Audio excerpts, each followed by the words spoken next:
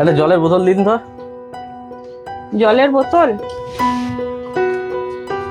এই যে কত? 30 টাকা দিন। কিন্তু ম্যাডাম এটাতে এমআরপি আছে 20 টাকা, আপনি 30 টাকা বলছেন, এটা কিন্তু আইনত অপরাধ। স্যার, আমরা ওরকম আইন টাইন কিছু বুঝি না। আমাদের এই জল বহু দূর থেকে আনতে হয়, তার একটা ভাড়া লাগে। বাড়ি এসে এই যে ফ্রিজে রাখছি, এর একটা ইলেকট্রিক বিল আছে। এই সব বিক্রি করে যদি 10 টাকা লাভই না রাখতে পারি, তাহলে জল বিক্রি করে কি করব?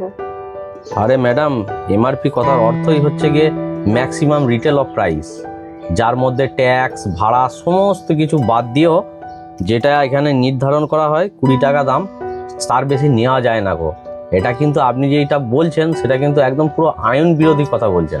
আর এই জলের বোতলটাই না আপনি এয়ারপোর্টে কিনলে 200 টাকা দিয়ে কিনছেন, আবার আপনি যদি 5 স্টার হোটেলে কেনেন 150 টাকা দিয়ে কিনছেন।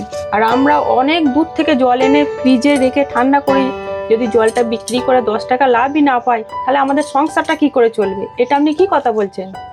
আরে ম্যাডাম, যারা এয়ারপোর্টে যায়, যারা 5 স্টার হোটেলে যায় খাবার খেতে, তারা কিন্তু লাখপতি কোটিপতি মানুষ, তারা কিন্তু ছোটোখাটো মানুষ নয়। তাদের পক্ষে একটা 200 টাকা দিয়ে বোতল কেনাটা কোনো ব্যাপার নেই।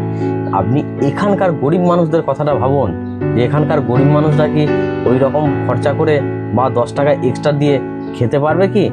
আর যদি আপনি এয়ারপোর্টের কথা বলেন, তাহলে এয়ারপোর্টেও কিন্তু ঠান্ডা জলের ব্যবস্থা করা আছে ফ্রিতে, কেউ চাইলে সেখান থেকে ধরে জল খেতে পারে।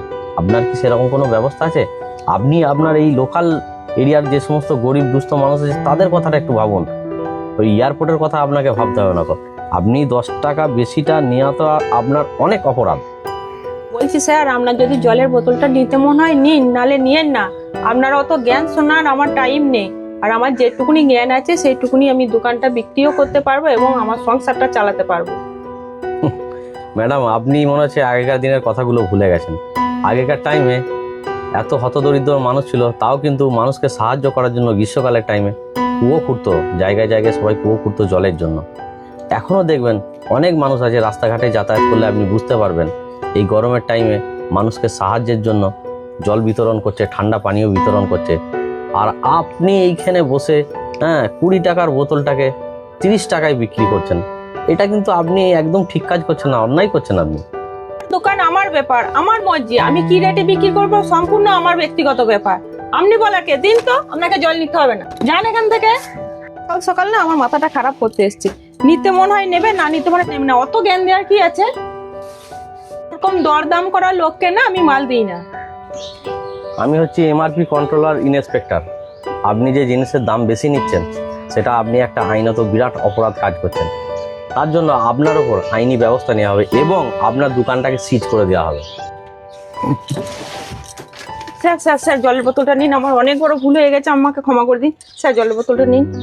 আর কিছু করার নেই গো, আপনার ওপর আইনি ব্যবস্থা নেওয়া হবেই হবে এবং আপনার দোকানটাকেও সিজ করে দেওয়া হবে। এই গরমের টাইমে মানুষকে জল দান একটা বিরাট পুণ্যের কাজ, সেই জায়গায় আপনি কি করছেন? আপনি এই 20 টাকার বোতলটা আপনি 30 টাকা দাম নিচ্ছেন। আপনার লজ্জা লাগে না? কিচ্ছু করার নেই, আপনার দোকানের ব্যবস্থা নেওয়া হবে। স্যার আপনি জলের বোতলটা নিন, আপনি রাগ করেন না। আমার ভুল হয়ে গেছে, আমি আপনার কাছে ক্ষমা চাইছি। আর আপনি যদি আমার দোকানটা বন্ধ করে দেন, আমি ছেলে নিয়ে কি খাবো? আমাকে তো পথে বসতে হবে। স্যার আপনি প্লিজ জলটা নিন। ঠিক আছে, আমি জলের বোতলটা নিলাম। আর এই যে ধরুন আপনার 20 টাকাটা। না না স্যার, আর জলের পয়সা দিতে হবে না, আমার খুব ভুল হয়ে গেছে। আর লজ্জা দেবেন না। না না, তাই বললে হয় নাকি? এটা আপনার হকের পয়সা, এটা কেন ছাড়বেন আপনি? আপনাকে তো 2 পয়সা রাখতে হবে, না হলে আপনার চলবে কি করে? নিন নিন, পয়সাটা ধরুন ধরুন ধরুন। ঠিক আছে স্যার। যাই হোক, এরপর থেকে যত দূর থেকেই জল নিয়ে আসুন, যেইভাবেই জল নিয়ে আসুন, আপনি ফ্রিজে রাখুন, ঠান্ডা করুন, যাই করুন, কাউরির কাছে কিন্তু আপনি এক্সট্রা পয়সা জলের কিন্তু নেবেন না। এটা কিন্তু আমি বলে দিলাম, এটা কিন্তু আমিও খবর রাখবো যে আপনি নিচ্ছেন কি নিচ্ছেন না গো। আর অসংখ্য ধন্যবাদ আপনাকে এই কারণেই, কারণ এখানে আশেপাশে কোথাও জলের সেরকম ব্যবস্থা নেই গো, একমাত্র আপনার দোকানেই ঠান্ডা পানীয় পাওয়া যায়। তার জন্যে আপনাকে ধন্যবাদ জানাই। কিন্তু যেই কথাগুলো বললাম সেগুলো কিন্তু মাথায় রাখবেন, না হলে কিন্তু আমি ব্যবস্থা নেব। না না স্যার, আমি খুব ভুল করে ফেলেছি, আমি সব ভুল আমার বুঝতে পেরেছি, আর এরকম হবে না। ঠিক আছে, নমস্কার, অসংখ্য ধন্যবাদ আপনাকে। যাক বাবা, ভগবান তুমি রক্ষা করবে। আমার বড্ড ভুল হয়ে গেছে। আর বাপু এরকম দাম কেউরির কাছে বেশি নেবো না। আর এরপর থেকে আমি এই গ্রীষ্মকালে এইখানটা একটা ঠান্ডা পানীয় জলের ব্যবস্থা করব, যার মন হবে সে কিনে খাবে, আর যে কিনতে পারবে না সেই ঠান্ডা পানীয় জল খাবে। ভগবান যাক, তুমি আমার ব্যবসাটাকে বাঁচালে, নাহলে আমি কি খেতাম।